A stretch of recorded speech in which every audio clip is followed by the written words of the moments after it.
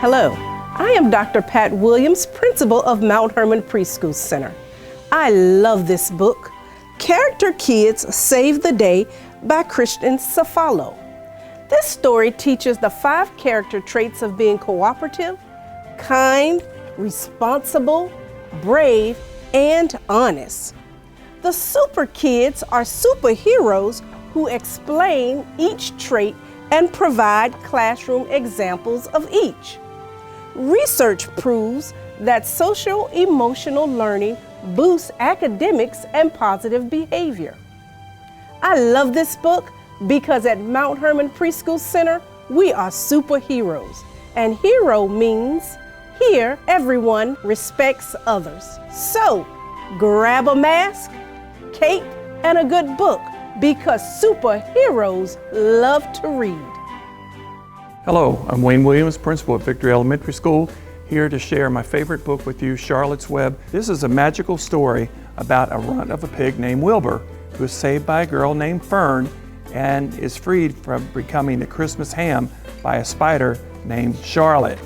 Now I want you to know that every character is not as lovable as Charlotte and Wilbur. This is where Templeton, the despicable rat, comes into our story. Templeton is a self-serving rat who helps Charlotte and Wilbur in exchange for food. A rat working for food? Imagine that. In this book, we learn what it means to be a good friend. It's important for us all to have friends, especially this pandemic, as it relates to our social and emotional health. Sometimes as adults, we forget the lessons we learned as children are still relevant and important. We all need to understand that to have a friend, you must be a friend. Finally, Charlotte's Web is still one of the top 100 books for children, selling over 9 million copies. Be sure to check out the Newbery Award winner, Charlotte's Web, an amazing adventure into true friendship. Please remember to read, read, read. Remember, reading takes you places. I selected this book as my very favorite book because it's about saying no to negative influences. This book is about Barry the bear. He helps his mom around the house with chores. He helps out in the neighborhood. He helps an elderly lady take groceries in. So he's showing an act of kindness. There are some new bears that move into the neighborhood and they're not interested in doing their very best. One day coming home from school, Barry sees his bear cub friends. They're using alcohol and they are smoking. This really upset Barry, and Barry went home and told his mom, and his mom said, Barry, always do your very best and the very best will come back to you. She said, Barry, I want you to always remember this. And so she shared a poem with him, and the poem reads as, with these paws, I want to say, I won't do drugs in any way. I'll use my paws for fun and play, to learn, to help in every way. But with my little fingers will not abuse. It's no to alcohol and drug abuse.